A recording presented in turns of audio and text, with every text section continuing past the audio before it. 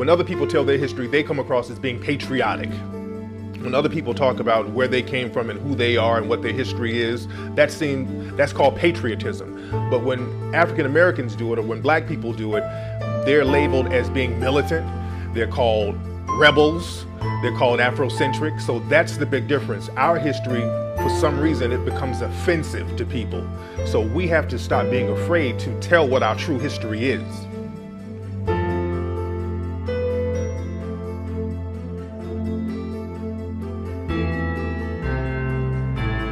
The studies will show that the dominant population here in America especially, and in Europe, have wanted to claim everything for themselves.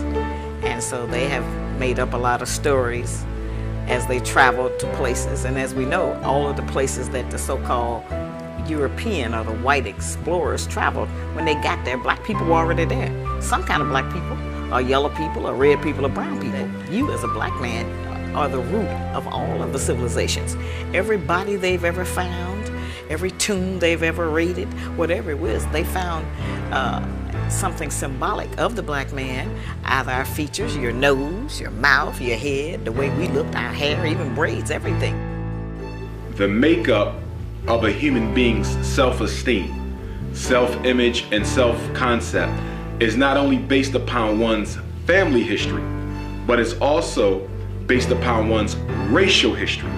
So when you look at the self-esteem of black people and black children, you can rest assured that at least 50% of how high or how low it is contingent upon positive information that they know or don't know about who they have been in racial history. And over the last, I would say, 1,000 years, there has been a protracted effort and an ongoing effort by those in power, the European powers especially, to make sure that what we have done as an indigenous, or what we call autochthonous peoples, Earth's autochthonous peoples, is erased irrevocably from the minds of all our people. Only a people who haven't learned how to respect themselves will let someone suggest themselves that they forget about their history.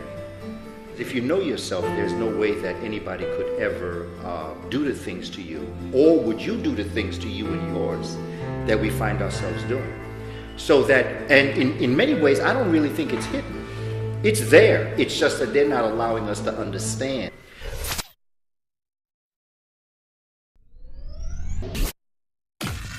According to Dr. Ben, the original name of Africa was Alkebulan. Africa, the whole continent, was also called Ethiopia. As a matter of fact, the Atlantic Ocean was called the Ethiopian Sea. So there were several different names. Africa was really described by different tribes. It wasn't a whole monolithic society, but eventually they named Africa after a European.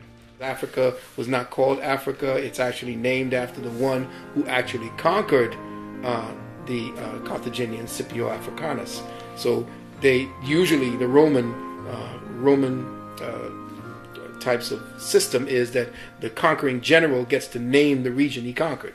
He gets his name to be placed on that region. So Scipio Africanus they named a certain terrain after him. So everybody just said, well, let's call it Africa or Africanus. But if you look to Dr. Ben's work, you'll find that it was called Kush, and you'll find it was called Alkebulan.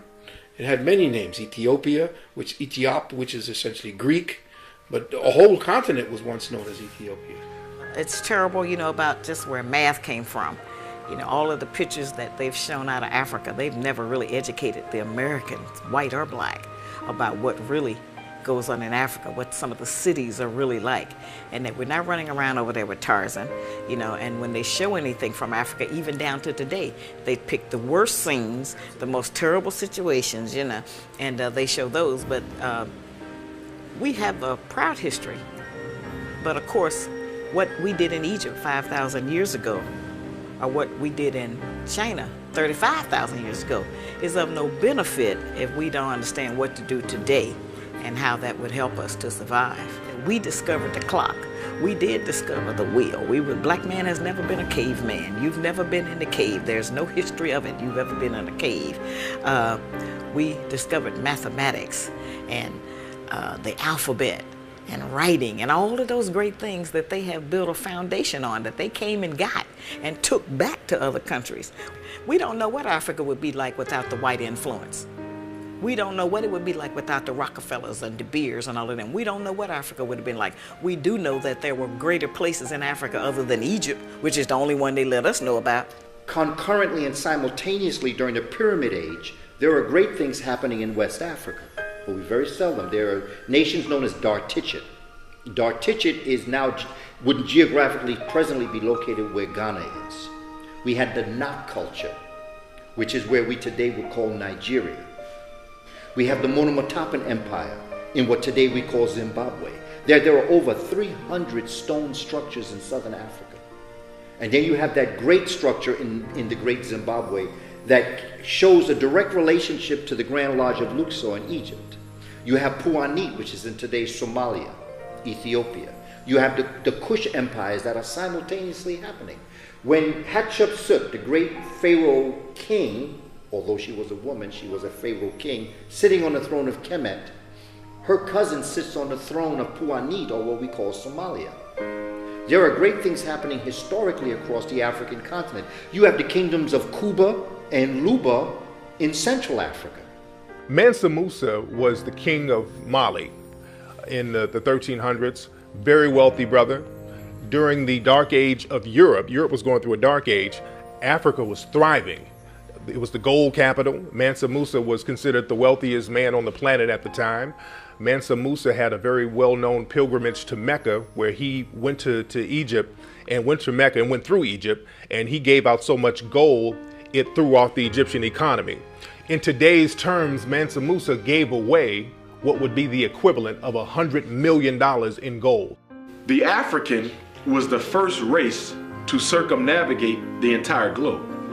All over Africa, all over the world, the peoples of color that they call Africans, Alkebulanans, we were all over the world. So to say that in Ghana they had the Ashanti, they had, all over, we had powerful dynasties, so innumerable we couldn't even name them, because remember, we had hundreds of thousands of years, and that's the secret. They cut us off at 6,000 because anything beyond that they could say is mystery, they could say is myth. So when you control the information, which is essentially what they've learned to do under the Vatican, they have about 6 to 8 miles of storage space that have all of our artifacts, and the Virgin Mother being black, all of the faces. We have to take apart the layers that are actually constructed in the lie. They're layered. For instance, you have a discipline in academia called Egyptology. Now, what is Egyptology? They say, well, it's the study of Egypt. Well, no, it's not the study of Egypt. Egyptology was created by the Vatican in order to make sure that there was a screening mechanism in place to explain away the truth that was being excavated every year, that kept giving them proof of who the ancient Kemites were. So Egyptology and Egyptologists are essentially agents of this information. Where else do you see a society, a people, and a way of life actually become a science? Unless you have specific purposes to make sure that the information that you are gathering on those people are given the proper perspectives to maintain the lie. So you don't get an Americology, you don't get Europology, you don't get Russiaology. Richard Pryor, right? When he had his special back in 1977, there's a scene. They only allowed him to do 5 shows. In fact, they were rather ignorant because it took him 5 shows to realize what the brother was really doing. Richard Pryor, there's a scene where he goes in to the pyramids, and he is carrying the bags of the archaeologists and the anthropologists who are of European descent. And they're talking amongst themselves about what this find is and its importance, the greatness of it. And Richard Pryor is in this temple looking all around, and he begins to say, but all these people are black. He said, look at that guy over there. That guy look like my uncle. And he's just, you know, I mean, it's humorous, but what Richard Pryor is actually talking about is that, you know, these are black people in these pyramids, and these are the people that built these pyramids. He said, wait a minute, these people... And then all of a sudden, the camera begins to show the anthropologists of European descent, and they start to nudge each other because they realize, hey, you know, the guy carrying the bags is looking around and he's learning some things in here. So very quietly, you see them backing out of the pyramid. Right? And Richard Pryor is still there talking about how great the pyramid is. And then all of a sudden, they show you the door close, and all of a sudden the scene goes black. Which means that was the blackout on the information for black folk to understand their history. This is what Richard Pryor was dropping on us in 1977. This is what actually has happened. Richard was telling us, this is what has happened to us. Because as you become conscious, and brother becomes conscious, and as a community we become conscious, the Europeans who know this are beginning to realize. So they're trying to shut the door on us.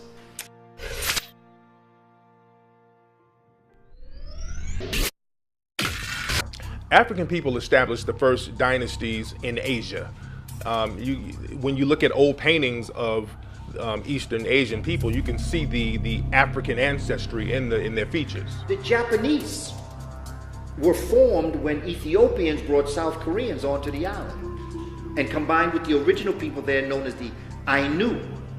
The Ainu now, you're going to find the Ainu in the Philippines. They're going to be called Negritos. You're going to find them in Vietnam. They're called the Champa or the Montagnards. You're going to find African people throughout the Far East. Very dark complexion, very curly hair, wide nose, thick lip. You will also find those with straight hair. You will find those with a more aquiline nose. Some of the first Buddha statues clearly had African features, classical African features. If you go to Thailand, if you go to Korea, if you go to Vietnam, you will see some of these statues up that has the classical African nose, classical African lips, woolly hair. When we go to Asia, we see that the founder of the samurai warrior, okay, in Japan, all right, was an African. We found that the founders of the ninja system was an African. In fact, in Japan, there's a saying that if you don't have a little bit of African blood, you can never truly be a samurai. Martial arts was established by a black Dravidian who was living in southern India by the name of Bodhidharma. The Bodhidharma, it was said that he walked from southern India into Asia, China, and on his way there, he would study the fighting mechanisms of animals, and he used that as a form of self-defense for himself, and that's where martial arts started. There was another guy named Tigwai who was an original master of martial arts, and if you look at old paintings of Tigwai, this dude looks like Lionel Richie. So martial arts was really established in Africa. Even during slavery in Brazil, there's a form of Brazilian martial arts, which is African martial arts called capoeira. And what they would do, the African slaves would practice this form of martial art, and they would disguise it as dancing. When we look at the early pictures of most of the deities of Asia, nearly all of them bore striking resemblance to the deities of the Nile Valley civilizations. And even in their writings, you will see that even in Asia, not just Greece and Rome, but even in Asia, you see them paying tribute to the spiritual systems and history that they had learned in Africa. In fact, the Asian spiritual system is probably the closest approximate to the traditional African spiritual system. From the one, you get many, with the creator being manifested in all living organisms, be it a tree or a human being. That is fundamental to Asian thought, but it's also fundamental to African thought, which predated Asia. When you go into these jungles in Bangkok, in the areas of Vietnam, when the Vietnamese, when they were fighting in Vietnam, they went into these temples, they saw nothing but these African faces. When they saw the black man dressed up like that, they thought that the Buddha gods had come back. All these black men dressed in these American faces, they were accustomed in the bush to these black faces, these black Buddhas. And when you go deeper into that information, you're only seeing black faces. You could go down into certain parts of Africa or down there, I forgot the name of the tribes, but in the Bantu, you could look at them and they have very high cheeks and their eyes are completely slanted. So you can tell where the Chinese people actually ascended from.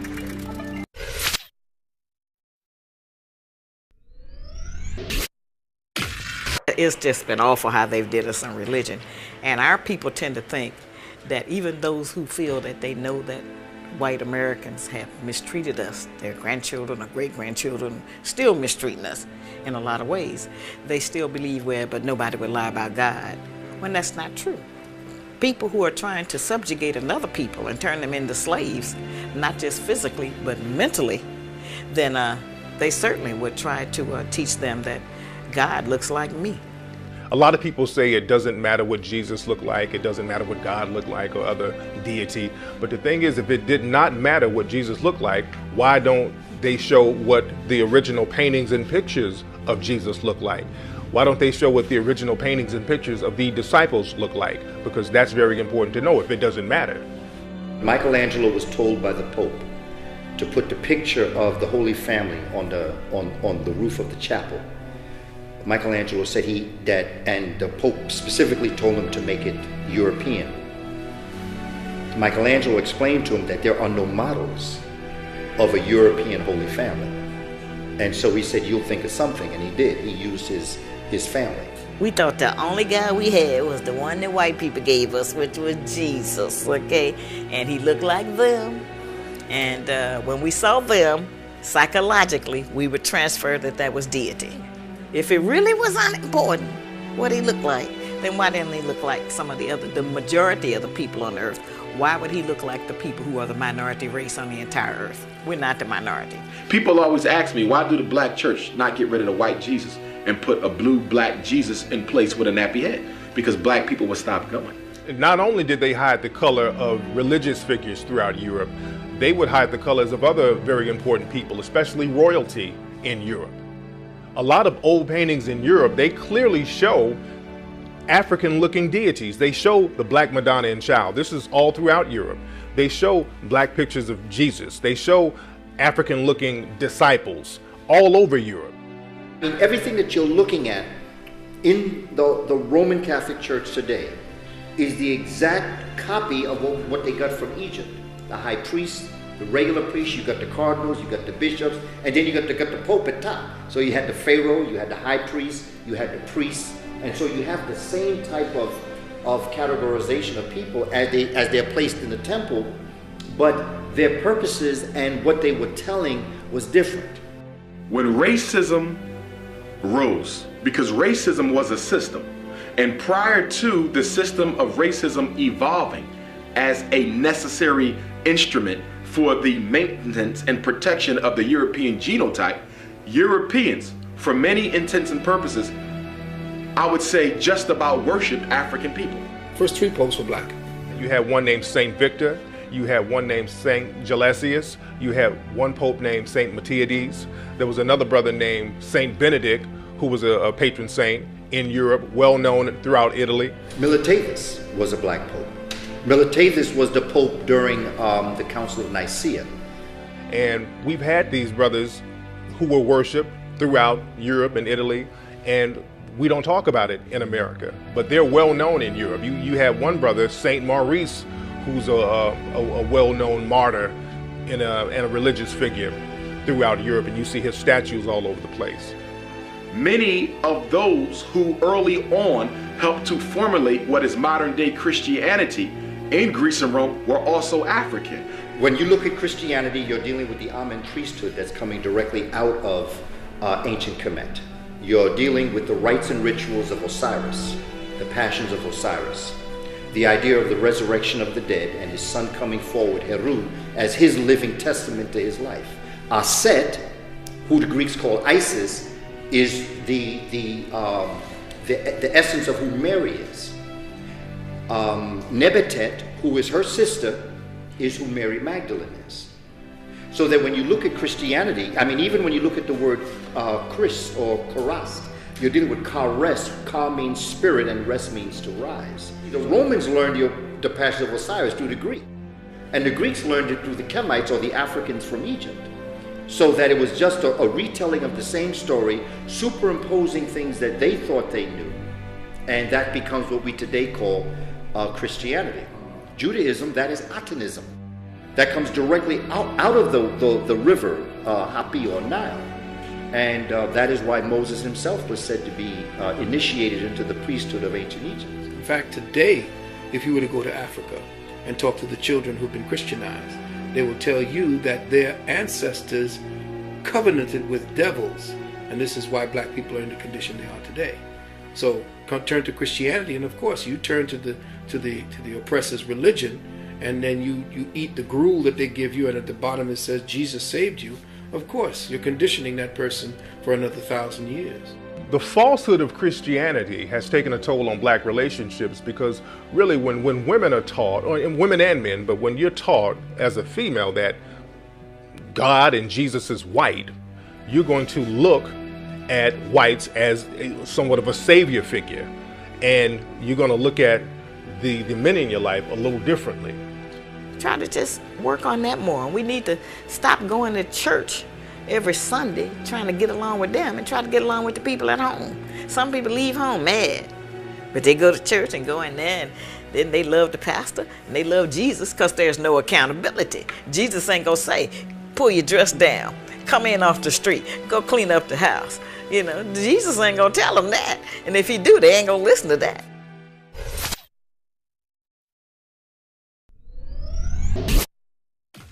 There is only one race on the planet, and that is the human race. And because of biological climatology, this race was born, nurtured, sustained, civilized, educated in Africa. And Dr. Clark teaches us that after they got their show together, then they took it on the road. The origin of the name Europe comes from a Phoenician goddess named Europa. So the origin of the name Europe has an African origin, because the Phoenicians, we're still dealing with black African people, the Canaanites and all that. When we talk about Phoenicians, we're still talking about black folks. The first Europeans were a group of Africans called the Grimaldi, who had migrated from Africa to Europe between 40 and 60,000 years ago. And in the process of evolution, many of them lost the Africoid genotype and phenotypical features, and then went on to look more European-esque. You even see in pre-racist Europe, Africans and Europeans living side by side. In fact, a lot of European families have an African background that they don't like to acknowledge. Queen Charlotte, she was a woman of African descent, and this is well known throughout Europe. There was another guy, King Charles. Many people say that he has an African origin as well, that he has African ancestry. King Charles was referred to as the black boy growing up because he was so dark. And they have pubs over in Europe now called the Black Boy Pub or the Black Boy Inn, which refers to King Charles. There's also knowledge about King Charles being a descendant of the de Medici family.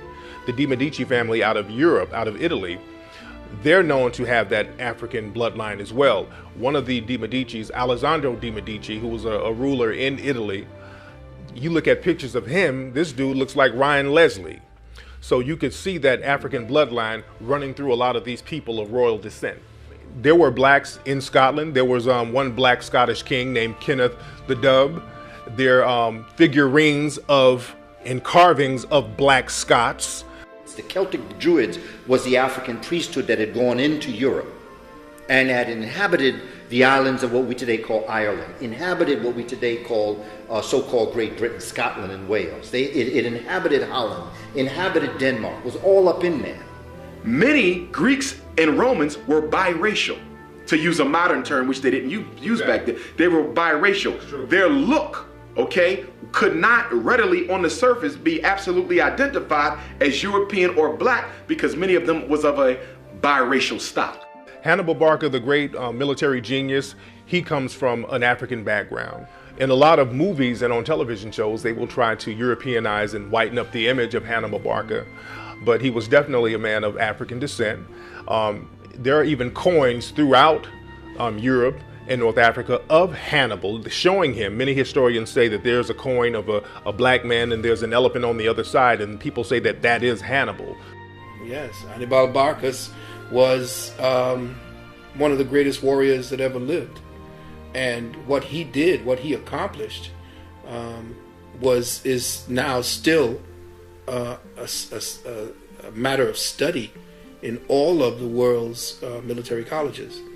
What he did by bringing together, he had the power to bring different factions together. He had different the Celts. He had the African horsemen. He had different types of armies. So when he went against Rome, they didn't know who to fight because there were so many different styles of warfare. And when you had such a genius and a brilliant man at 22, actually orchestrating after his father, of course, taught him everything that he knew, brought him on campaigns to teach him, he came back and actually took his father's genius to the next level. Septimus Severus was African, and he was the one that actually took the fight, took the Roman fight up north into England. The Russian language that we know today can be attributed to a black man named Alexander Pushkin. He created the modern Russian language because they were speaking French and other types of language there. Had it not been for someone like Alexander Pushkin, Russians would be speaking French today. A lot of people say that people like Leonardo da Vinci and Sir Isaac Newton, they created a lot of inventions in Europe, but a lot of their inventions can be attributed to the African presence that was in Europe because there was a strong African presence and they were bringing in science and mathematics, so that's where all that came from. Leonardo da Vinci, Galileo, all of them studied with African people. They didn't come up with this. And when people talk about Leonardo da Vinci, the only question that I have as it relates to Leonardo da Vinci is who was his teacher? Who taught Leonardo da Vinci brain anatomy? Who taught him about the airplane? Who taught him this? Tell me who was his teacher. They can't tell you who the teacher is because if they told you who the teacher is, they would have to tell you they were black. Marco Polo, he was considered to be one of the first Europeans to make it over into Eastern Asia. And what Marco Polo did, he took something known as the Silk Road into Asia. And the Silk Road was already established by Africans and other Aboriginal people.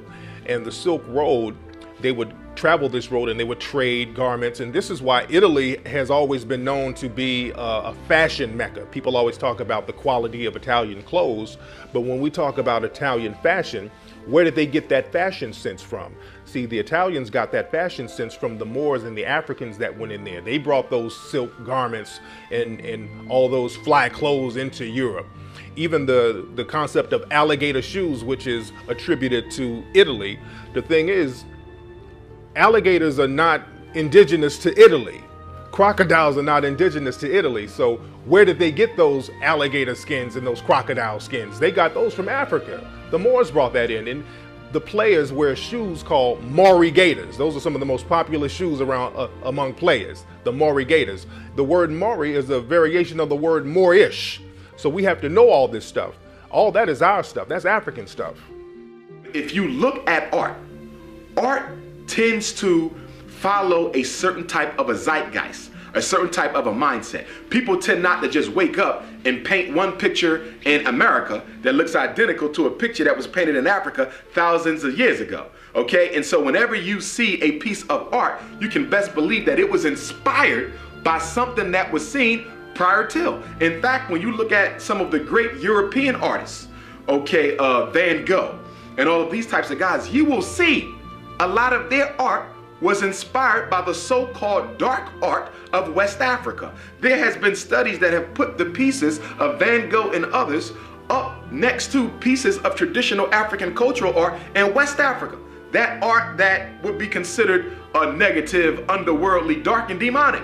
But the great European artists copied what was considered by Europe some of the lowest and most primitive forms of artwork that went on to be considered some of the most successful by them. Another very important African figure in Europe was a black man by the name of Angelo Soliman. He was a guy, he was a Moor, he was a celebrity in Europe, in Austria. He was also known as the father of pure Masonic thought because he was a Mason as well. And this guy, when he died, they literally stuffed his body. They skinned him and stuffed his body, and they would have him on display at certain places. So he was a very important figure in Europe. Suleiman taught Mozart. Who's Suleiman? Suleiman's a Moor. He's an African. Who's Beethoven? Beethoven was Thoven Bey. He was a Moor. His mother was a Moor. Really? Yes. And when he went deaf, that melanin kicked in. The inner eye kicked in. He heard music that better when he was deaf than he heard it otherwise. There's also another myth that he cut the webbing of his hand down to the bone so that he can get a better stretch. So there are some of the 32nd chords that he has, he plays, and most people can't play. They need like two people playing. That's why some people, in certain instances, you see two people playing Beethoven, two pianos playing Beethoven. That's because of what he did when he stretched his finger. Beethoven was called a Moor when he was growing up. Beethoven, there's a book about him called Beethoven's Hair, because people were so infatuated with the texture of his hair. So that African bloodline runs real deep throughout Europe. And again, he was called a Moor, and the Moors were very important throughout Europe. And it's funny, the importance of the Moor was so deep in Europe, but we rarely hear about them in history books today.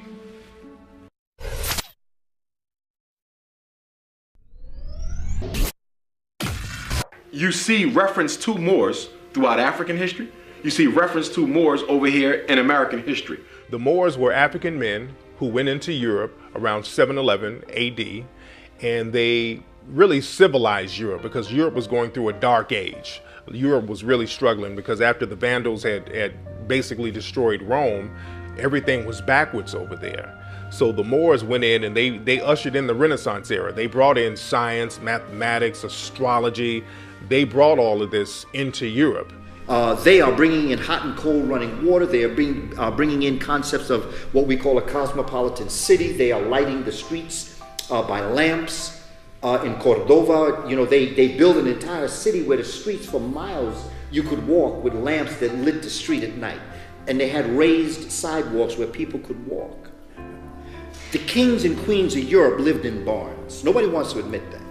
But they lived in barns. They lived with the animals. And another thing that the Africans brought in was that they said, you cannot let your chicken run around in your house, and then cows got to go outside. So they created what's called corrals.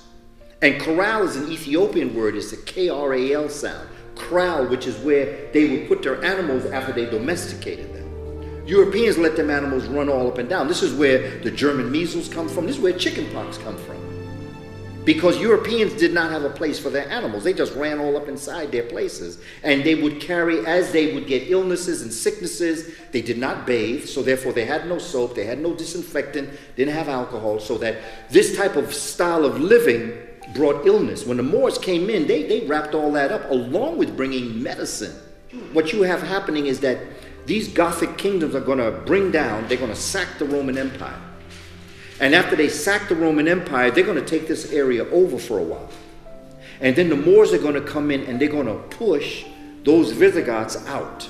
And they're going to push them more north, and they're going to chase them out of the southern part of the Iberian Peninsula. And that's where the Moors are going to inhabit from 710 until 1492, January 2nd to be exact, when the last great king, Boabdil, was chased out of Granada. The term Moor started to become interchangeable with the term black because it was basically the same thing. But when the slave trade started, they tried to objectify black people, Moorish people. So they would use the term interchangeably, and they would just switch on to calling people black. But if you look at a lot of old documents, there's even slave ships called Blackamoor. If you look at slave records, there was even a boxer out of Virginia who was very popular in the early 1800s named Tom Molyneux, and his nickname was the Moor. So that name was definitely used interchangeably with black or Negro at that time. Moor means black. Like Negro, Ethiopian. Moor means black. Moor is not a people. Moor is a color. And they have taken this word Moor and they have associated Moor with Muslim. There were Moors that weren't Muslim. Moor means black. There were Christian Moors. There were Moors that practiced a traditional African faith system. So that Moor means black, simple. When the Moors went into Europe, they changed the appearance of the population. Do you see? So you have Italians, Spaniards being darker than the Scandinavians. A Scandinavian person told me that they never considered the Italians or Jewish people to be white. Do you see? Because the lighter people are further north. When I went to Europe, I would always look at pictures and I would always see a Moor, and sometimes I would see like a skull and bones.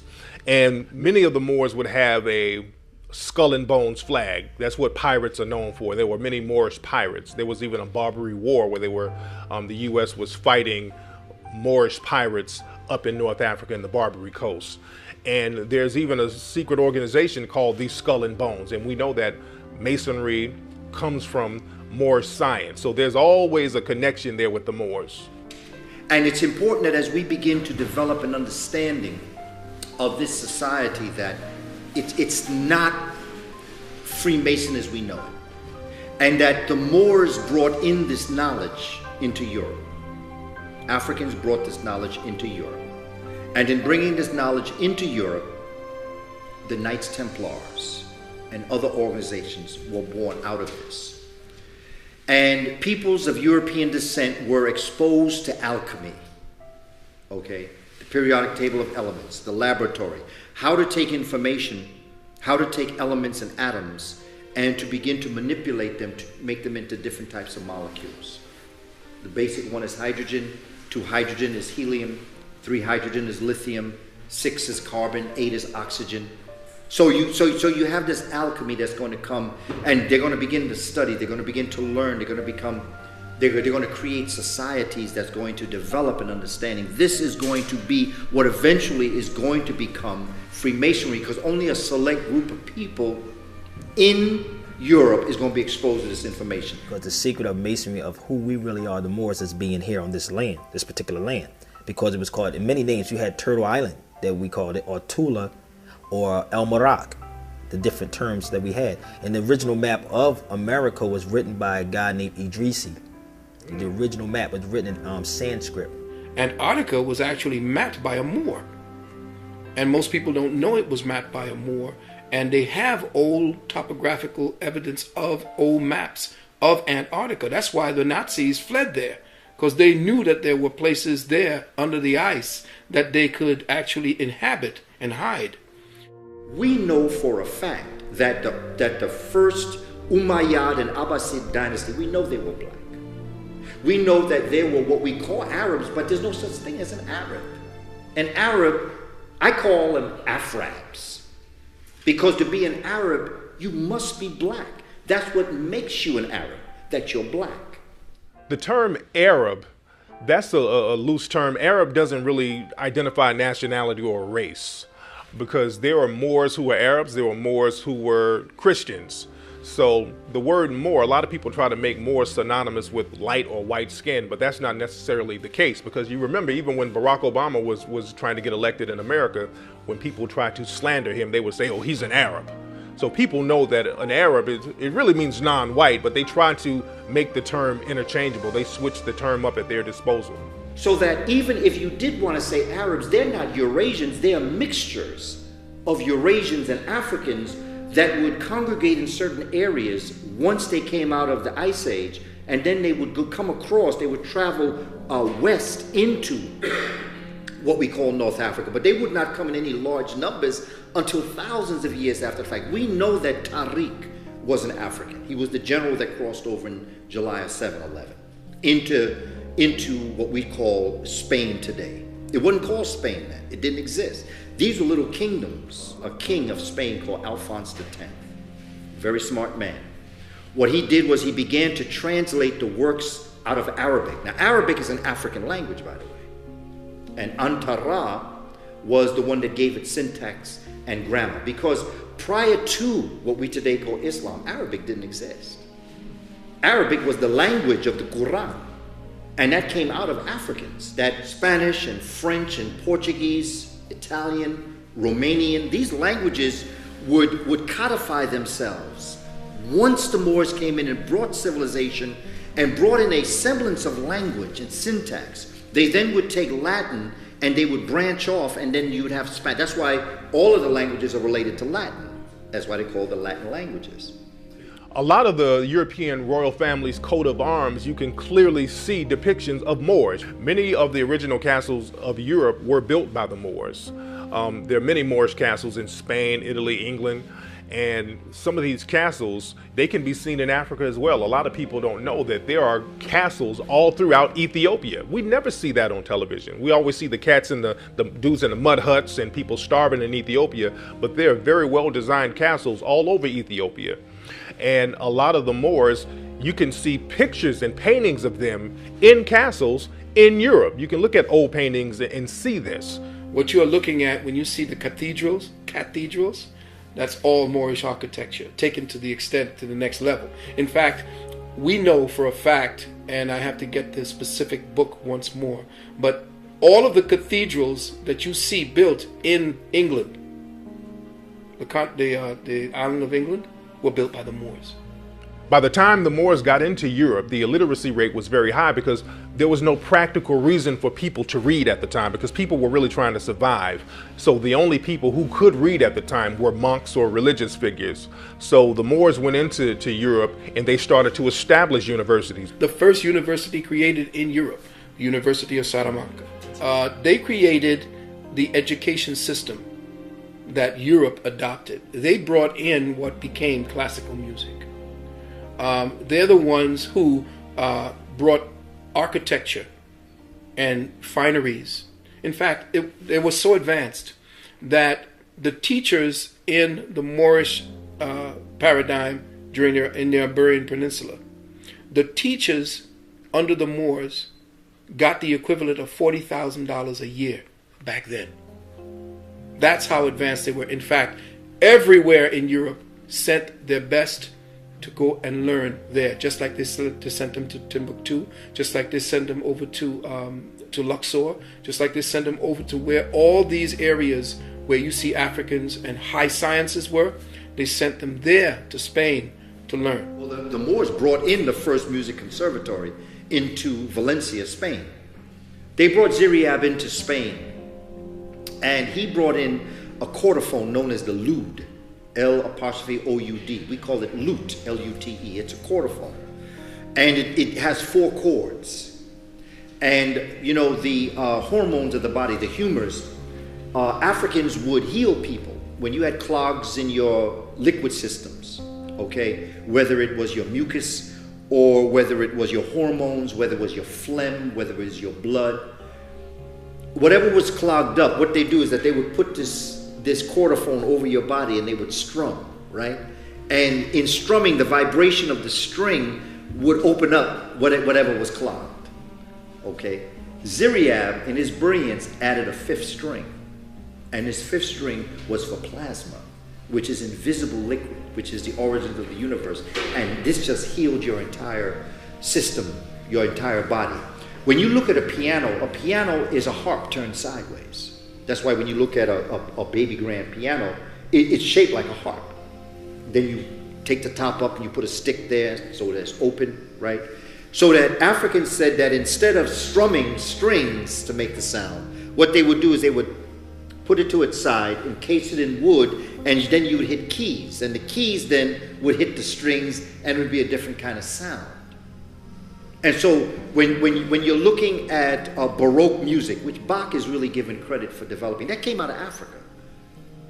Okay, Africa. In fact, Africans have the finger piano that they play. All they did was take the concept of the finger piano, the xylophone, and this harp turned sideways, and that became piano.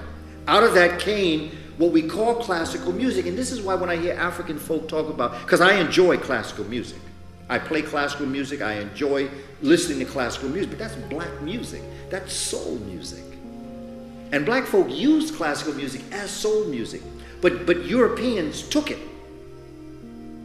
And so now when we look at what we call classical music, Tchaikovsky or Beethoven or Mozart, or any of the so-called classical pianists or classical musicians, we say, oh man, that's white music. That's not white music. We don't know our history.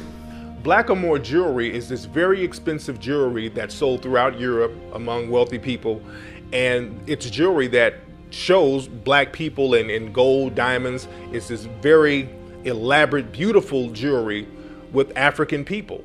and it's very popular in Europe. King Ferdinand and Queen Isabella, when they, ended the Moorish conquering in Europe.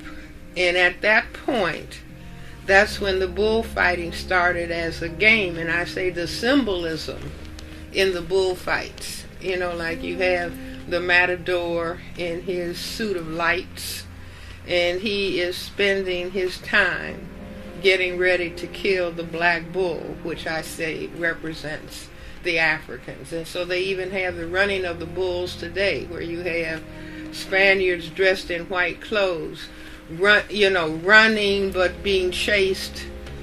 In the past, it used to be mostly black bulls would be chasing them. And so I say that symbolism related to the, 700 or 800 years when the Moors had conquered Spain. And then the whites defeated the Moors and pushed them back into Africa. But it's being played out, the fear of the black bull, meaning the black male. And in response, the game ends when the bull is killed. When we were growing up, we would always see the toy monkey that you can wind up and it had the cymbals or it had drums, and you wind it up and it would clap. If you look at the way that monkey is dressed, the monkey would usually have on a vest, a fez. There are even some paintings of the monkey wearing a turban. So when you see the turban, we're talking about Moors. When you see black folks with turbans. So people know who the Moors are. The racial epithet that black folks look like monkeys.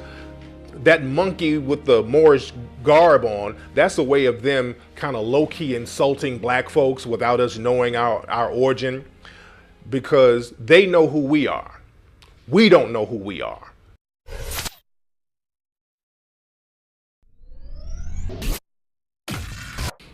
The reason why we don't understand Native American history, we don't understand the African presence in America, we don't understand culture, is because when we study in our textbooks in America the presence of Native American people, we study the 13 colonies.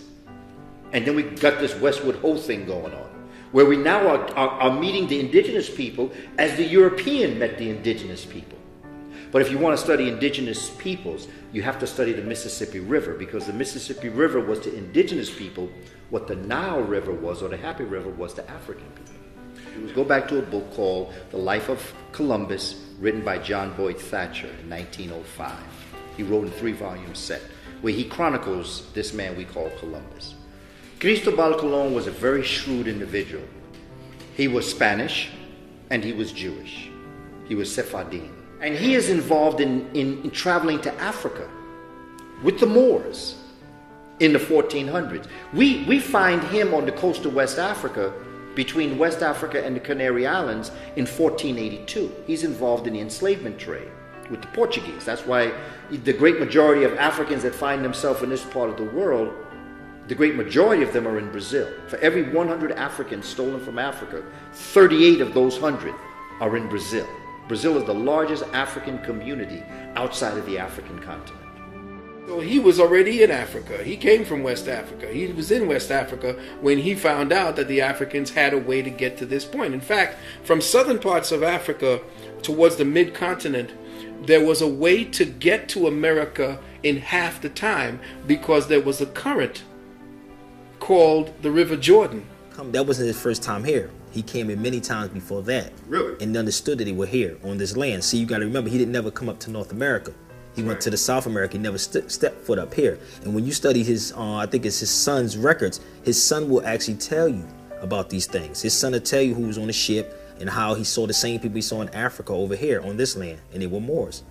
Pedro Alonso Nino, he was one of the chief navigators who came over to America with Christopher Columbus. And many people say if it wasn't for the Moors being on those ships with Columbus, they would have never found the New World of America.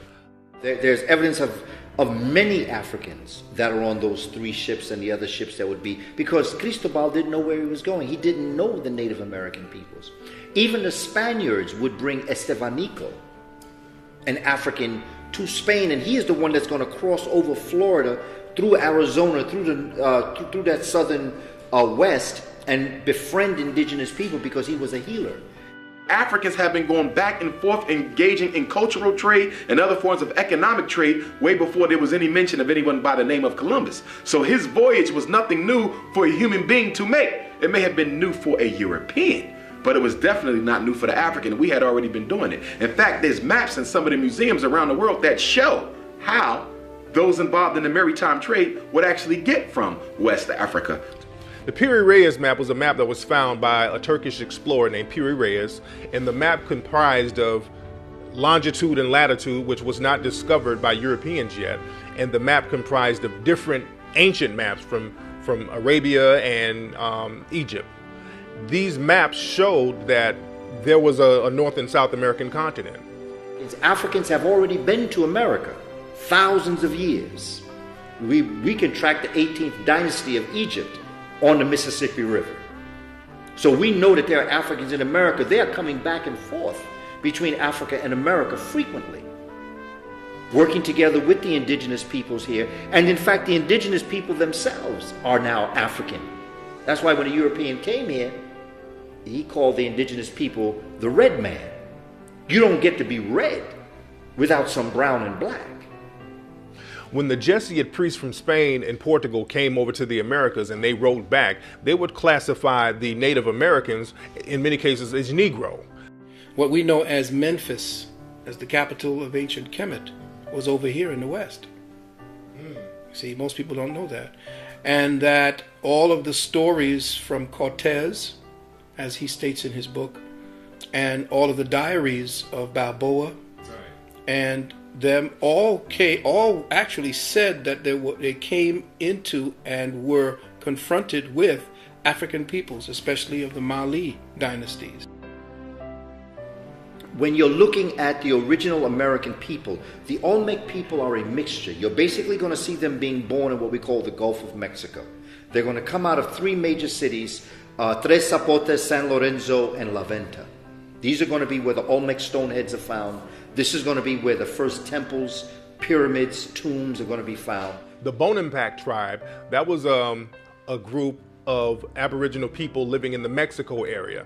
If you go down to Mexico and you look at these murals, you can see the Bonampak tribe, and they clearly have distinctive African features, African nose, lips, hair. We know that there are pyramids and heads in Guatemala, Nicaragua. You can go throughout Central America. You can go through Mesoamerica. You can go to South America as far as Peru. And you can find the presence of African peoples in this area.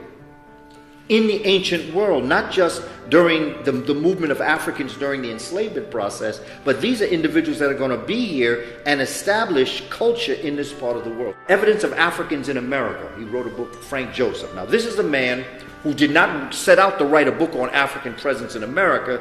He just was honest enough to record what he found. He finds coins with African heads on them.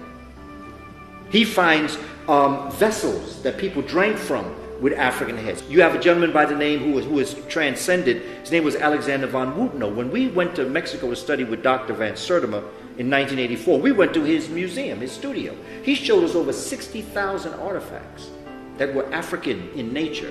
Not just brought from Africa, but built in America, revering Africa. Mansa Musa, who became, Montezuma. So Mansa Musa was actually Montezuma, and he was a Mali king who came over here with the flotilla of 200 ships, Abu Bakr II.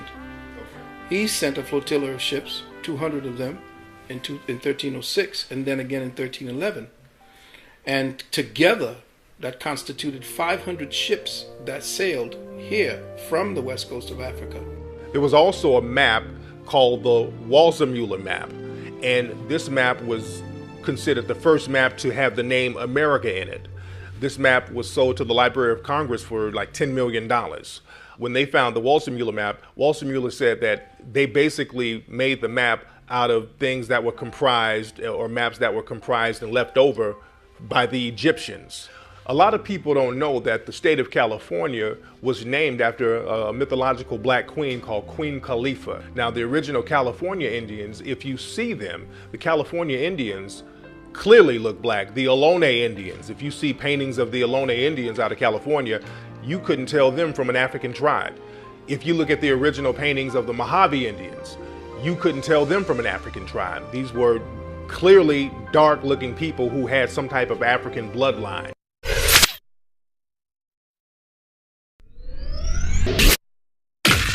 A lot of the founding of America was based on Moorish science.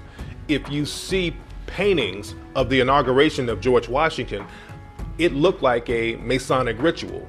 So again, Masonry is based on Moorish science. So they would have these Moorish advisors around them. If you look at old paintings of George Washington, you will see George Washington standing next to a black man with a turban. And remember, when you see the black man with the turban, that's a Moor. That's not a slave. See, people automatically assume that black is slave, but slaves didn't wear no turbans. Because remember, slaves weren't allowed to practice no Islam or any other kind of religion except Christianity. So when you see that turban, that's a black man. And there's a few pictures of George Washington and other people with Moors or black men with turbans standing next to him. When you see that, just know that those are Moors. The Lumbee and the Melungeon people, these were an Aboriginal tribe of people who were living in the Americas, and they came over, and a lot of people act like they don't know where they came from because they were classified as free people of color. And there were other groups called red bones. This is where we get calling a light-skinned person a red bone. These are old terms, and these people had come over before Columbus. They've been over for a long time. And again, the Melungeons were almost classified as black or Negro, but they called them free people of color. And in some circles, they did classify the Melungeons and the Lumbees as Negro. Abraham Lincoln's mother came from a Melungeon background, and people were very aware of this back then. When they were running against Abraham Lincoln in the campaign, his opponents would use that information and try to use it against him. Because remember, back in those days, in order to insult somebody or in order to stain somebody's image, you just had to say they were Negro, or they were mixed with a Negro, or they had a Negro background. And they would do that with Abraham Lincoln. There's old pictures in newspapers of Abraham Lincoln dressed up like a Moor. They would call him Abraham Africanus. Benjamin Banneker, he was a black man who created the first known almanac. He helped design the city of Washington, D.C. He was a descendant of the Dogon tribe of West Africa, very well versed in astrology. Well, his name itself, he was a Moor also. He was the first one that started the almanac. He was a Moor. In fact, there's a book by Charles Cerami on Benjamin Banneker. In fact, what's interesting about Benjamin Banneker is that they trace his ancestry back to the Dogon people of Mali. That what Benjamin Banneker is best known for is his knowledge of agriculture and astronomy. In fact, he was the one that wrote the first Farmer's Almanac. Basically, when you're watching your weather report on the news today and they tell you what the temperature was in 1920, that's the Farmer's Almanac. And he was the one that was able to codify, write down how to deal with the earth according to the seasons. See, Benjamin Banneker and L'Enfant were building Washington, D.C. And what society attempts to tell you is that that Benjamin Banneker had a photographic memory, and he did. Not to take that from the brother. But L'Enfant did not build Washington, D.C. because whoever built Washington, D.C. had to have been a master astronomer. Because Washington, D.C., as our brother Tony Browder has shown us, is laid out according to the heavens. But not only did he know astrology, but he had a photographic memory. And he studied the plans of the previous architect and knew where everything was in his head and finished Washington, D.C. from his head. Benjamin Banneker also was the first one to really bring the clock, as we know it today, to its highest form. The clock that we use is a watch, okay? Now, a lot of folk not going to admit this, but what is that big clock called in London? It's called Big Ben. It's named after Benjamin Banneker. But nobody wants to admit this. During slavery, there was something called the Seminole Wars. There were many slave rebellions in this country that a lot of people don't talk about. In the 1800s, there were really a lot of slave rebellions, and people were very nervous about what was going on, what had gone on in Haiti, because Haiti had made themselves independent by having a big slave uprising. There was the Nat Turner Rebellion in the early 1800s. People were still shook about that. You had the Denmark Vesey He was going to have a slave rebellion in South Carolina. That got foiled, but they had up to 9,000 people ready to put in work. So a lot of people were very nervous about slave rebellions in this country. The Seminole War, it was a war of Native American and black people mixed together, calling themselves Seminoles, because there's no such thing as a Seminole Indian. A Seminole Indian, it's a made-up term. A Seminole basically means runaway by definition. A lot of black people were fighting for their freedom. The image of black people just sitting around waiting on people to free them, that's an image to keep us submissive. It was also not economically feasible because of the rebellions that were going on. See, we're not talking about just slavery. We think there was slavery and there was a couple of rebellions like Nat Turner, who, by the way, my wife is a descendant of Nat Turner. And they were thinking that it was just Nat Turner. They were burning and destroying, and there was true guerrilla warfare going on. Ending slavery was not the reason a civil war was fought at all. The Civil War was fought to bring the South back into unison with the North and to destroy the economic advantage that the South had due to slavery. They cared nothing about the lives of black people. They cared nothing about the way that we were treated. They cared nothing about African life. It was not about protecting us because they had somehow waken up and realized that we were human beings too. No, the South was growing too powerful. Capitalism started to rise. But what began to happen is that in capitalism rising, it began to stifle capitalism because capitalism demands, as an economic system, that people are always trying to rise to the higher. They're competing. Competition fuels capitalism. But if you could buy an African for $300 and then pay somebody for 20 years $300 a year, which would you do? You'd buy someone one time for $300. But that's going to stifle capitalism, because what's going to happen is there's going to be no competition, because what European is going to compete for a job that they could buy an African to do? So the North said, look, enslavement of African people is stifling capitalism. And so the South said, so what you want me to do? They said, well, you got to free your Africans. I said, free my Africans? Well, how am I going to get my money? North said, don't worry about it, we'll take care of it. They said, we don't trust you. No, we're not going to sell our... We are not going to stop enslaving Africans. We're just not going to do it. North said, but you have to, because it's going to stifle capitalism, and we're going to choke with overproduction without an ability to sell what we're... South said, but that's not my problem, because I can sell my raw materials any place in the world. The North said, but then what would happen to us? We have factories. The South said, well, that sounds like a personal problem to me. I don't care what happens to you. North said, but you can't do that. South said, we're going to do that. We're not freeing Africans. They said, you got to free Africa. We're not freeing. In fact, the South said to the North, I'm tired of talking to you. I'm going to secede. I'm not even going to talk to you no more. In fact, I'm not even part of what your colonies are anymore. North said, you can't do that. South said, watch. That started the Civil War. Well, one of the big things that occurred right at the end of the Civil War was that Europeans began to form unions. In fact, the workers' union is an outgrowth of slavery and the Civil War. When it looked like the cause was lost for the Confederacy, white men began to organize themselves into labor forces. Why did they do this? Because you are about to see 2 million enslaved Africans set free who have skills that equal or supersede your own, who would now be able to compete and buy with you for contracts and livelihood. That was a significant area of concern for white men. Okay, so if I was a European who was looking for work, couldn't find any because it had already been hired up to the slaves of a certain master. So when the Civil War came about and when slavery was about to end, that intensified. Because now slaves would be aggressively looking for work, because when slavery ended, they had nothing to which they could claim their own to make a living. So that bothered Europeans, and they set up agreements, okay, with those who had industries and those who had stores, that you could only hire someone who was white who belonged to a particular labor's union. In fact, some of the first unions were started right here in Pennsylvania. And a lot of black people fail to realize the origin of the union. The union is nothing but a collective force of white people who are protecting jobs for themselves and keeping them away from black people. The fight came that after slavery ended, we had jobs, which is what you mentioned earlier, that we were starting to get it together because we had skills.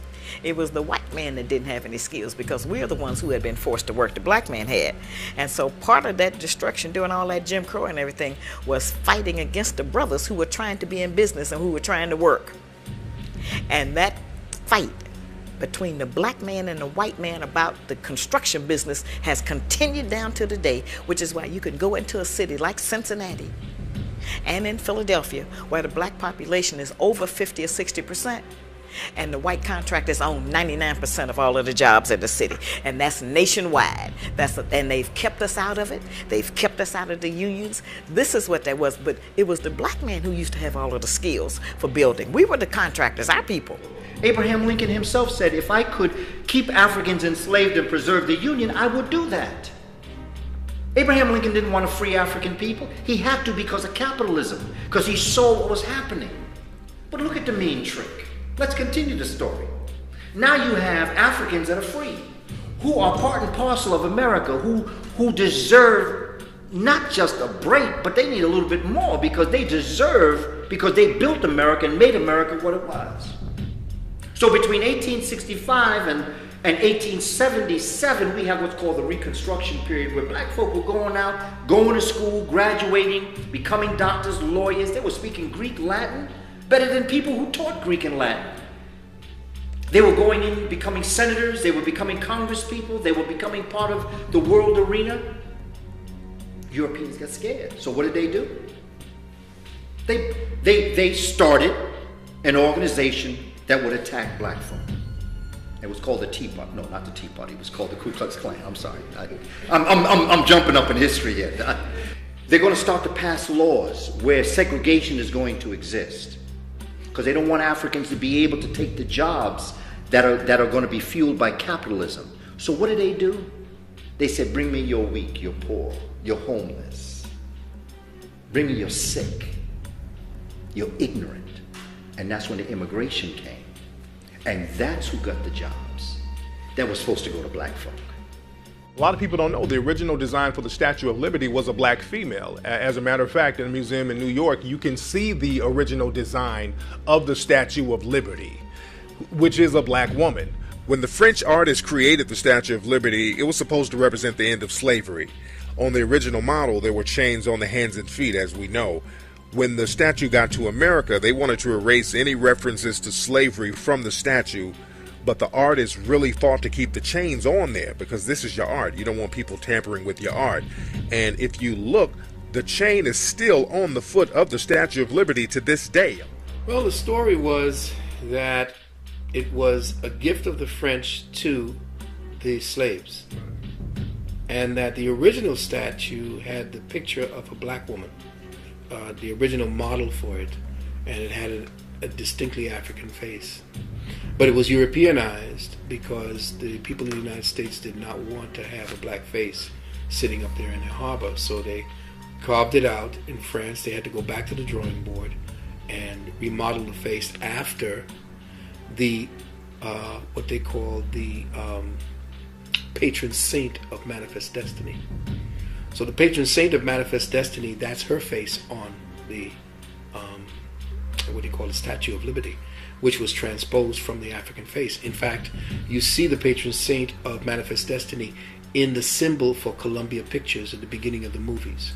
That's the patron saint of Manifest Destiny. Post-slavery Africans were consolidated. They were more together than ever. Segregation gave them the necessity, or created the necessity for them to maintain a type of cohesion with each other, no matter if there was infighting. They still had their self-interest and the collective interest. So we didn't know who the enemy was back there. Today, after integration, we don't know who the enemy is anymore.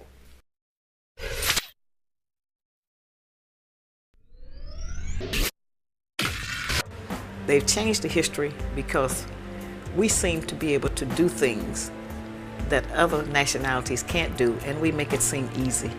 We make it seem pretty, and we are arrogant about it, and we have fun with it, and it's just a great thing. And they don't want that. They want us to play the game the way that they have set it up to play. It's necessary to destroy a man's mind in order to maintain control of him.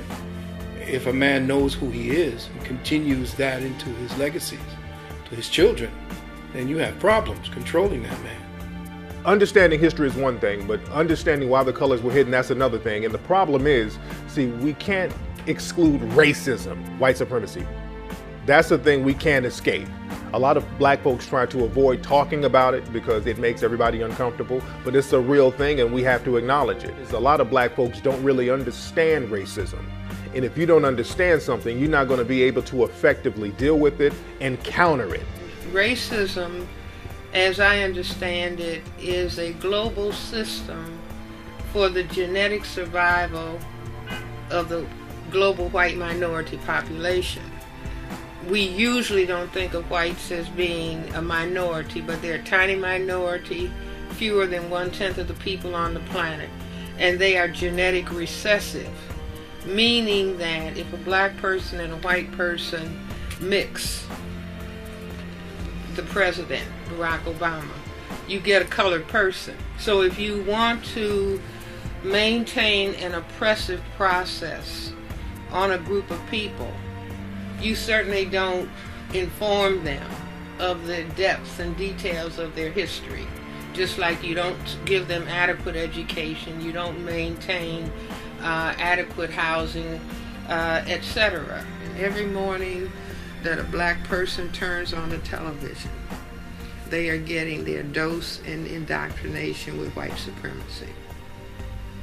You see, so if you turn on the TV or pick up a newspaper, look at a magazine, unless you understand the system, then you have a grid to put things in their proper perspective. But without that, you are constantly and continuously being indoctrinated by the system itself. You see, but the very fact that people who classify themselves as white would find themselves saying, something's wrong with your genetics, something's wrong with your genetics. In psychiatry, we call that projection. In other words, if I have to keep focusing on your genetics, I must have some doubt about my genetics, and we have the basis for that. Meaning, you know, the ability to produce melanin pigment or skin color is a genetically dominant trait. The issue with black people is this: we hate who we are and love who we can be. We hate who we are, Africans, and love who we can be, Europeans.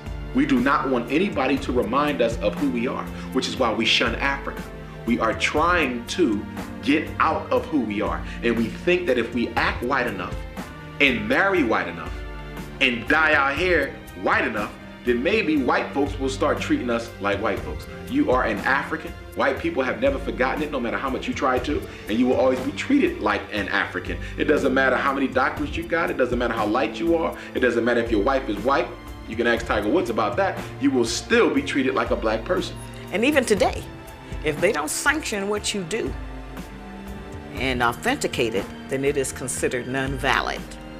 And that's unfortunate because that's not true, and we can't allow that to be true. And it was the same as with my work and a lot of other people out here.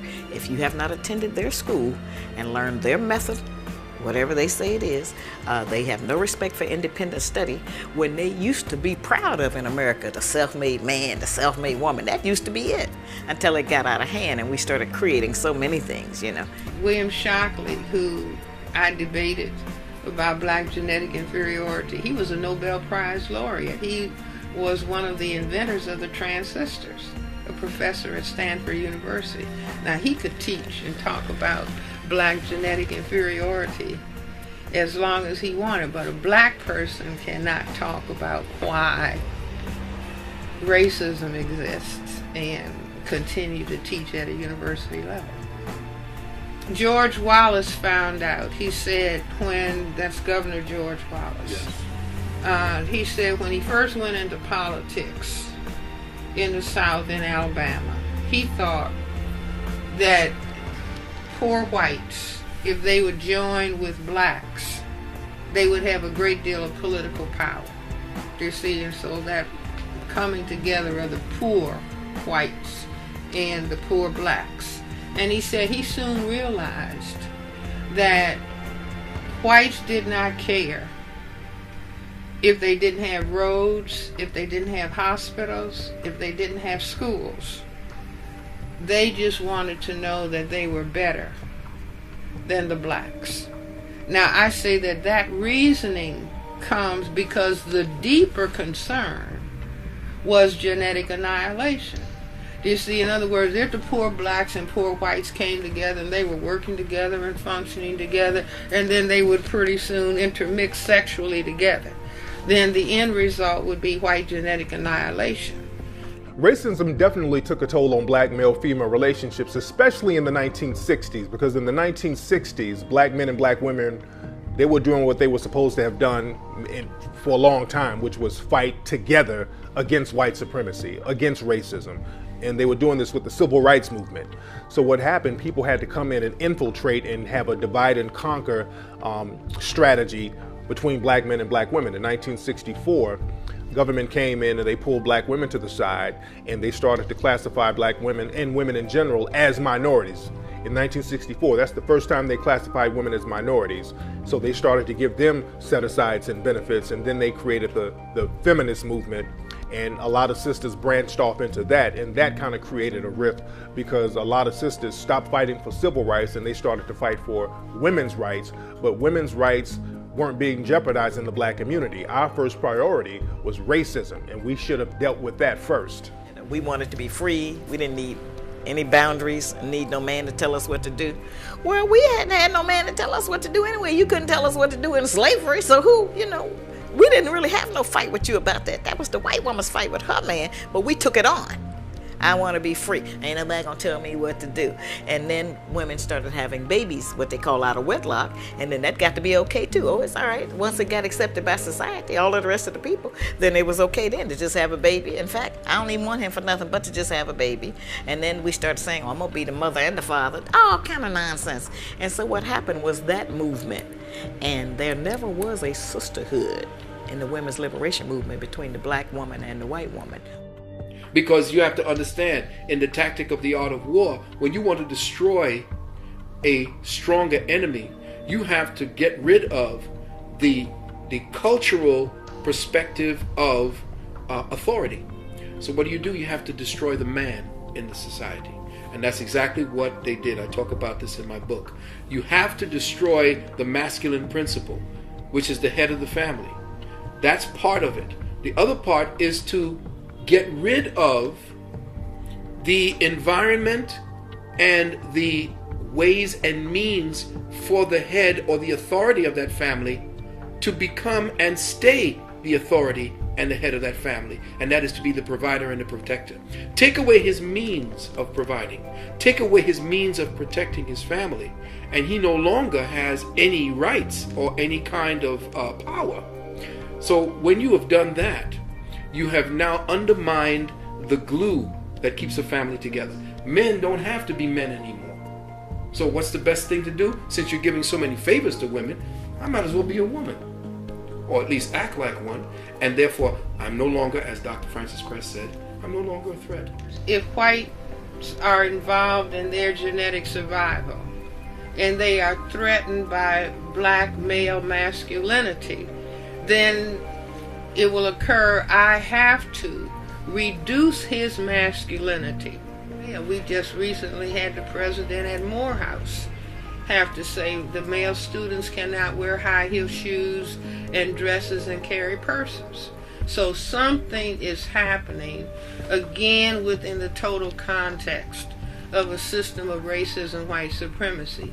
Neely Fuller, who wrote the textbook for victims of racism a number of years ago, in the late mid-70s, he used to say in the system, because he was the first person to talk about racism as a system, and he said that as the system of racism, white supremacy moves on, the system is going to have black men wearing dresses. Now, to hear that in the 70s, people said, oh, this is way out. And here we are. Do you see, there's some black pediatricians who are saying we are developing epidemic levels of the effeminization of young black males. Well, I say the pants sagging down is just subconscious invitation for homosexuality. You see, it's revealing the buttocks. See, so the pants are getting lower and lower and lower. The next step is to step out of the pants altogether. And so you step out of the pants, you're going to put on a dress.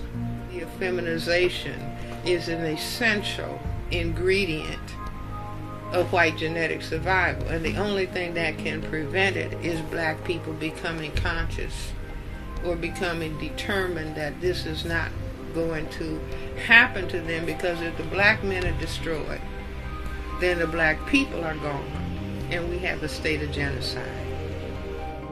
They always have in the media that black children inherently have lower IQs. They always show these studies of black children's IQs being lower, but what they leave out is that African immigrants, they come over to America and they outperform everybody else academically, including Asians and including whites. Because first of all, IQ is so culture-based.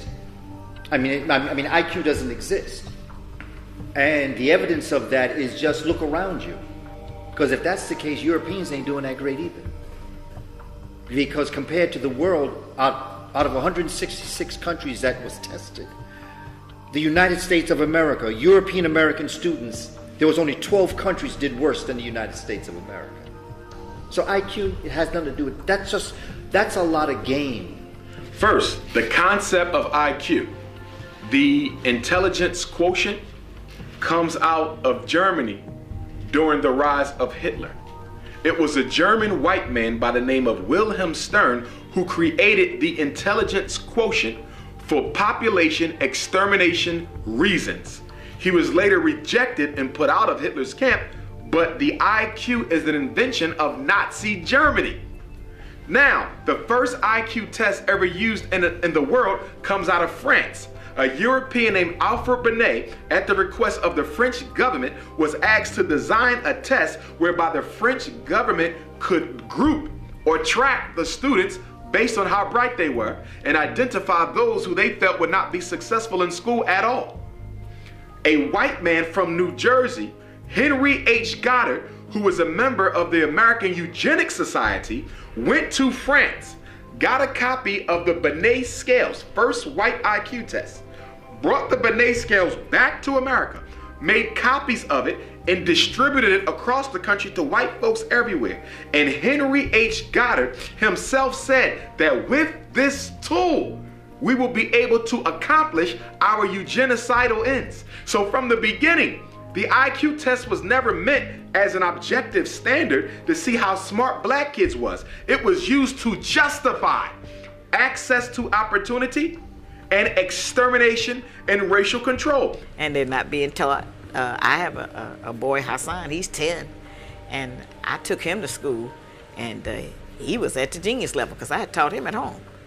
You know, he was like 7 years old, he had an IQ of 153. Well, they made sure they dumbed him down, and 2 years later, he was barely passing. I had to take him, I said, and I fought with him every day. They snatched it. It's like when our children in school are saying that, you know, when somebody's real smart, they say, oh, you acting white. They don't understand that people that look like them invented thinking. In fact, we were thinking before Europeans were even on the planet. Yet we don't know this about ourselves. And because our children are not familiar with this history of themselves, they can't see themselves because they're taught that slaves came from Africa. And so therefore, I'm going to act like a slave because that's who I am. But they don't see themselves as Imhotep, or they don't see themselves as Queen Nzinga, or Preshet, a second dynasty female doctor, or they don't see themselves as Hypatia, a great mathematician and medical doctor that was skinned alive by the Romans because they did not want to show an African woman being so intelligent, and dragged her through the community to show people what they were going to do to this African woman. The African man and the African woman's mind does not operate along European paradigmal structures. So if you're teaching him one way, he's going to automatically fail. If the system is structured for him to fail, of course he's going to fail. He's going to say, see, I told you. That's ridiculous. We know that genius is definitely and always has been in the African mind, because everywhere you go on the planet, you see African genius once left to its own accord. But when manipulated, you could turn him or that genius in her into something that is demonic. Back in 1964, they created a whole other way of teaching your son. It was called outcome-based education. It wasn't about you learning math and knowing what math was. 1 and 1 equals 2. 2 was the answer. If you got 3, you were wrong. But today, if 1 and 1 and you say 3, you say, oh, you tried. It's all right. We'll pass you on. That's all right. You did your best. See, so what they did was, in outcome-based education, it became more feminized. It became more of a communal participation in the act or idea of learning, not learning. If you could come together and participate in group things, that showed that you had the ability to be passed on into the new society. If you were a rogue and you jumped out and said, no, I ain't going for this, which is where all the gangs started coming from, because most of the males could not deal in an education system that was like this. And this is why you see most of the females getting the PhDs today, because the system was structured in such a way that took away the challenge that men needed. And it was through the IQ test, which is the #1 weapon of special education, which is the #1 weapon of special education. They continue to overdiagnose and misdiagnose black children as being mentally retarded who are not. I had a case in Philadelphia this past summer right here. Some white lawyers asked me to come in and participate in the case. Black boy, 8th grade, diagnosed as mentally retarded. I evaluated the brother, found out he was never mentally retarded. But when I looked into the previous IQ tests that were given, they misinterpreted the data. So this young man been walking around with a diagnosis of mental retardation since he was in 8th grade. He's now a young adult, and although he's been told by me and his parents that you are not retarded and you were never retarded, the self-esteem, the self-concept, the self-image is so crushed, this brother probably gonna need therapy for the next 20 years because he bought into what? A superficial label that white society has given them. The gifted movement really started to take form right after the Brown versus Board of Education decision in 1954. The Supreme Court said you could no longer use race as a factor to segregate groups, but they didn't say you couldn't use disability or ability. So the white folks said, guess what? We're gonna come up with a gifted program. We're gonna segregate the white kids from the black kids after Brown versus Board, because we're gonna say the white kids are too smart. It's not based on skin, it's based on ability. Problem with that, it didn't work too well because a lot of white kids didn't score high on the IQ test. So they said, guess what? This is working for some white kids, but it ain't working for all. So guess what? In 1963, the same year that the Civil Rights Bill was introduced, a Chicago psychologist created the learning disability.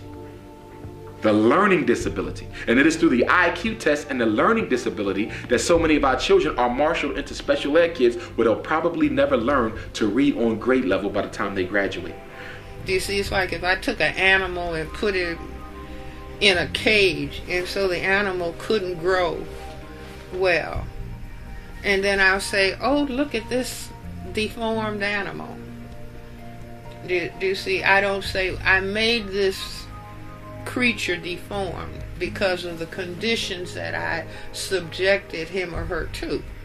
And the very fact that, in other words, the logic, in my view, if you felt that blacks were genetically, inherently inferior, you can give them the very best of conditions and they would not be able to perform or function.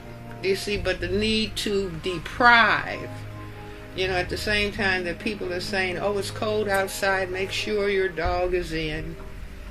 Make sure your dog gets all the nutrients for growth and development, because you're not fearful that the dog is going to take over the human beings. Do you see? But once you start depriving, systematic deprivation, it means, well, I must be afraid of these people maybe overtaking me if I allow them the same conditions, opportunities that I set forth for myself.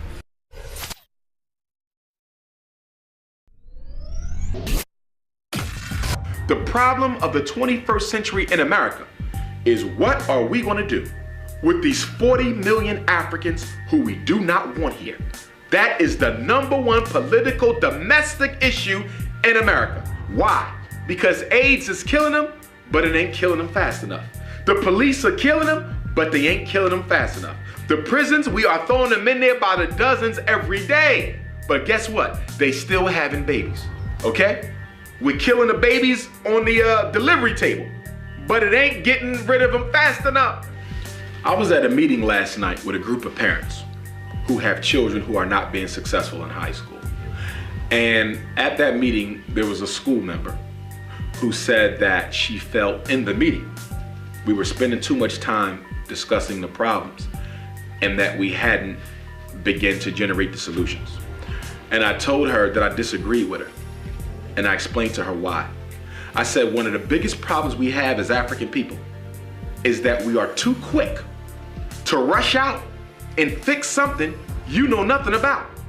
If the engine in my car is broke, and I'm not a mechanic, okay? And if I rush out to the car store and buy all types of fancy gadgets to get my engine running again, and I go up under that engine, okay, I can end up wasting those resources, wasting time, wasting my money, and if I'm not careful, I could probably get killed under that hood not knowing what I'm doing. I got to be patient. I got to get that manual. I got to read through it. I got to study that system so once I get under that hood, I know exactly what to do when and where. Problem with black folk is nobody is patient enough to investigate the problem fully to make sure we understand it so when we go out to fix it, we don't lose any lives unnecessarily, any resources unnecessarily, any time or money unnecessarily. Black people have to understand, I had to say first stage, we're not going any place until we understand what we're dealing with. And this is the weakness of our position now. You know, people want to talk about a black agenda with no understanding, no in-depth understanding of what they're dealing with, or being afraid to talk about racism, white supremacy as a total system dynamic. So that's step one, to understand what the game is all about. Step two is, I say, the self-respect factor. See, I have to respect myself at a sufficient level to want to push back the force that is attempting to destroy me. I can't want to integrate with it. We don't have a think tank. What is something I call a dark matter think tank.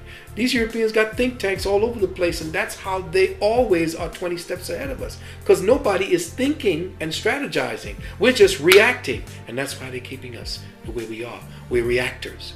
You see, we are not supposed to be reactors. We are supposed to be actors, not reactors. We act upon things based upon a consensus thought. When we come together and we know the strategy, it's because all of the greater thinkers came together and threshed out this plan, and we knew all of where it's going to fail, where it's not going to fail, how it's going to work, where it will work, where it will not work, and we move from that. We don't have that. That power is the ability to define someone's reality and have that person accept that definition as if it were their own. And we have allowed people to define us as to who we are and what we can do. And we have accepted that as if we thought that ourselves. So they don't want us to know how great we are, because that's the missing link. If we really knew how great the potential that we have, and that's really all we have left. We have nothing left but our potential. And whenever that potential is able to get free, then we go to the top. They don't keep you out because you're the worst. They keep us out because we are the very best. If we go back to the 1980s, if you remember, there was a lot of focus around whether or not black men had a gene that predisposed them to violence. What's making black men kill other black men? Nobody said anything about slavery, the after effects, self-hate, miseducation, economic castration. Because I can tell you that miseducation and economic castration, that is the lack of jobs, is the mother and father of violence. If you don't educate me properly and you keep me from making a decent livelihood for me and my children, I have no choice but to go to the underworld to feed my family. And in the underworld, I'm likely to come face to face with somebody else who's trying to feed their family at my family's expense. It breeds the violence. And even if you're not selling drugs, the fact that you're walking around knowing as a man that you can provide for you and yours, which is a natural responsibility, it breeds the anger that we sooner or later let off on one another. And whenever you read a story about a black man killing another black man, they never give you the contextual relevance of what happened. You coming out of the store, I'm walking in the store. I bump you accidentally, you turn around and you kill me. On the surface, I just look like a crazy, angry black man. Nobody's gonna tell you I got fired from a job yesterday for standing up to somebody who called me out my name. Nobody's gonna tell you that I've been putting in job applications for 2 years consistently, and as soon as they find out that I've been to prison, they drop me from the job. They don't put it in context. 75% of the violence that's taking place out there by black people is economically based, and nobody's dealing with it. Half the black men in Philadelphia, unemployed. Half the black men in Baltimore, unemployed. Half the black men in New York City, unemployed. But you don't want to tie that to the rise in violence? Everybody knows when there's never enough jobs in society, violence goes up, even amongst white folk. This is what sociologists study. This is the science of criminology. No jobs, violence. More jobs, less violence. You know this. But when it comes to black people, we don't want to put it in context because we are trying to do what? Exterminate the image. We're trying to get people to see black people as an unnecessary hindrance to the progress of humanity. If you end up with a critical mass of non-white people, all of whom, all over the planet, who have been oppressed by racism, white supremacy, if they begin to understand the white motivation, you see, so they're no longer acting in a way that allows white supremacy to be maintained. Like black people, as long as we're killing each other, destroying ourselves, you see, or say if you're learning, you're acting white, and so we don't want to do that. These are all dysfunctional behaviors. If we begin to really understand racism, white supremacy, what it is, how it works, it's not a question of, hating white people. That's a waste of energy and a waste of time, but we would no longer be behaving in a way that makes white supremacy comfortable to exist. So we keep talking about, our mantra for over 75 years has been, we gotta have unity. We gotta have unity. No, we don't. We don't have to have unity with each other. We just need to get the same idea. And the other thing is that our educators can't decide on what is the history. That's a problem. If you get 10 of them in here in a room, all 10 of them will have a lot of differences about where the civilization started, what we did, who did it, and where. Okay? White people agree on their history, even if it's a lie, they agree on it. Patrick Henry, they agree on that, Marco Polo, whoever it is, they agree. Yep, that's what he did. Yep, that's what they did. They don't have an argument about what the truth is. They just came together, decided on what the history is going to be, and then that's what they accepted, and that's what they teach their children, and that's what they teach our children. And now instead of Ku Klux Klan, who do we have? We have the Tea Party. Because the Tea Party are the children of the immigrants that were brought here for those jobs. But as long as they did their jobs, it was all right. But now what are they doing? They are now outsourcing the jobs to India and to China, to South America. And now who's losing their jobs? Who's losing their homes? It's those poor, huddled masses that were brought here to Ellis Island. It's in-source, outsource. And peoples of European descent never realized what the real problem was because they were ignorant enough to believe that it was black folk. White folk are in worse position because even black folk that got the job in McDonald's, got the job as custodians, they have a job now. It's those other ones that were given those middle management positions that have lost their jobs, lost their homes, lost their car, lost their way. Quite frankly, from what I'm hearing them say, they done lost their minds. And so we have men who don't have the discipline to withstand the onslaught of the sexual energy that our women now carry. Most of our women don't get along with a black man unless he laying down. Once y'all stand up, we going back to fighting, but we get along with you in the bed. And I tell them, I say, we have to learn how to get along with our man more than just in the bed. And there has never been a civilization where the children grew up to be successful when the man and the woman were at odds with each other, like the black man and black woman in America, okay? The fact that we can't get along is demonstrative by the situation, the condition of our children, especially our daughters. Our sons are acting like daughters, okay? They're not gay, they just have the feminine emotional mechanism because they've been around too many women, they've been raised by women and heard so much negative things about a black man, about being a black father. Food, clothing, and shelter. Until you get food, clothing, and shelter, you will never get the attention of the masses. What made Marcus Garvey so successful? What made the Honorable Elijah Muhammad so successful? What made the Black Panther Party so successful? Now you're looking at three different ideologies. Mr. Garvey's Pan-Africanism, Elijah Muhammad's Black religious nationalism, the Black socialism of the Black Panther Party. Ideologically, they were different, but all three of them did one thing: provided for food, clothing, shelter, jobs, education, medical care. Every last one of those institutions attempted to build some sort of an independent functioning community with services. We ain't doing that today. We ain't doing that today. And that's why we don't have their attention. They say, why does the church continue to control black people when all they do is sell Jesus and collect money? Why? Because the church does have some services. It ain't sufficient, but they got more than the conscious organizations. The problem with the conscious organizations is all we do is run our damn mouth, but nobody's building. You follow me? We got 1,000,001 books at the bookstore. We got a book for every problem, but the problems are still here. See, we have been content with the information. The information is not enough. It is information plus action. That our schools teach our children the truth. Okay? And we could do that because we pay for the schools. Public education is not free in that way. We pay for it every day. Every time we pay taxes, every time we purchase things, every time we buy insurance, whatever it is, we're supporting all these things. And we have more say-so there, but it's difficult to get us to come out to the schools. And the frustration of having children who are out of control is so high that the mothers are glad to send a child off to school and try to give that responsibility to somebody else instead of us taking that responsibility on ourselves. Because of the educational system, we are taught not to trust. And some people want to say it's the Willie Lynch syndrome. You know what I mean? Some people say that. But it's the trust factor with us. We don't look at each other as family anymore because we have been Europeanized, a lot of us, or Westernized. This gives us the impetus to be able to claim who we are as a people. And for us now to go into our schools and teach our children, because if we don't teach them this, look, if I were them, I wouldn't teach this. I'm telling you straight up right now. I would not teach African children to have power over themselves.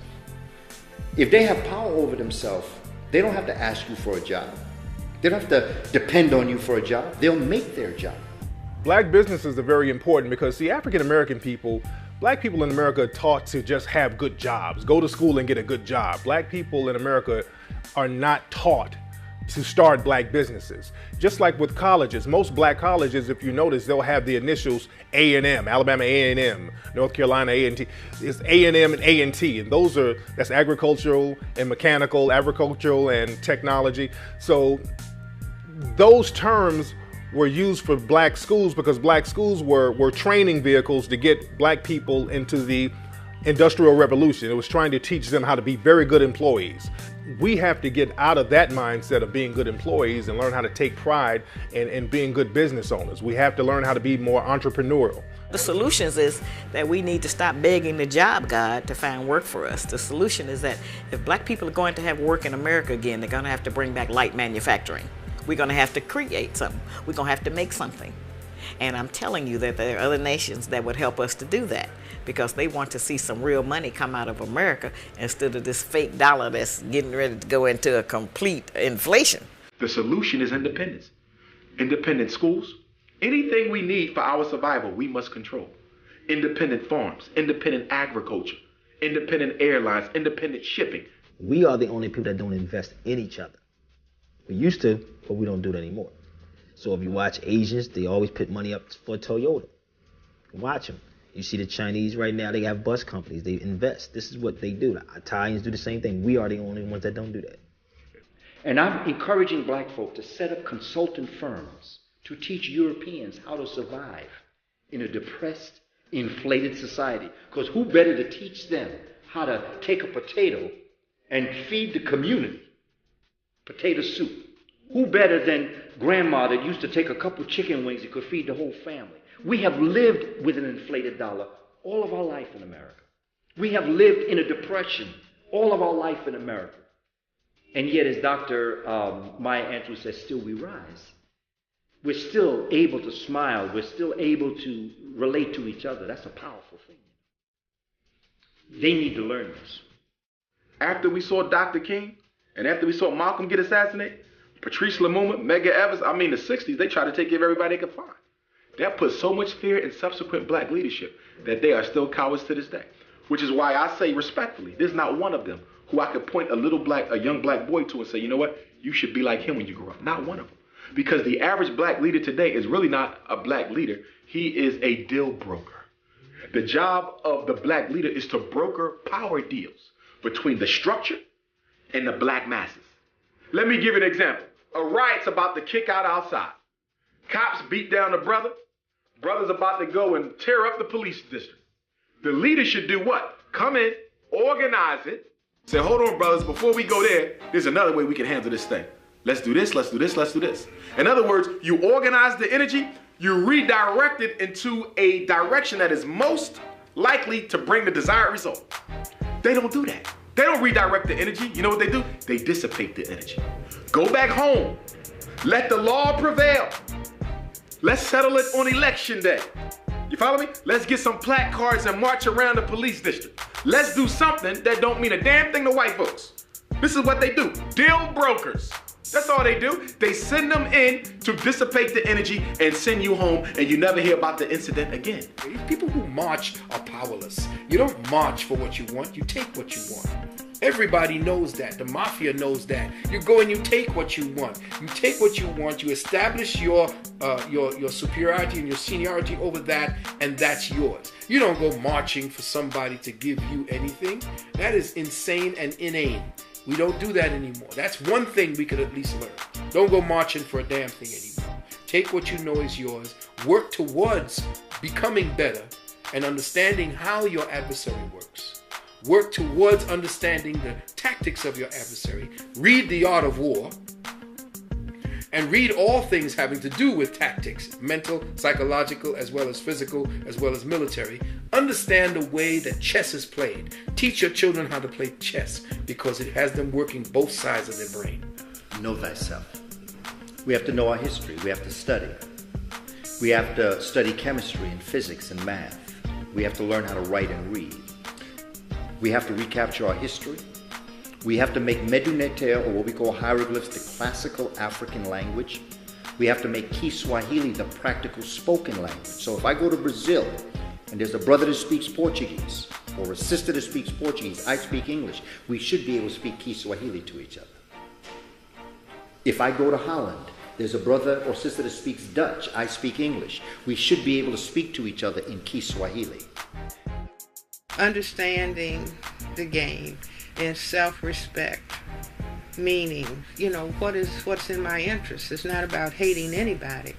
It's what's in my interest. Like my ultimate goal objective is not hating white people, not wanting to do to white people what they have done to black and other people of color, but to replace the system of racism, white supremacy, with a system of justice so that there can be peace on the planet.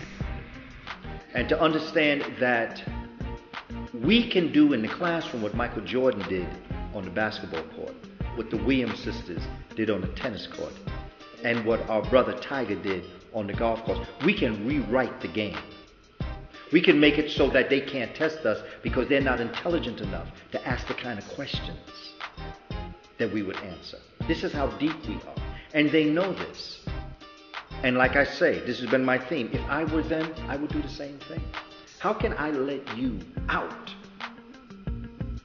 What's going to happen to me when you find out who you are? I will be destroyed.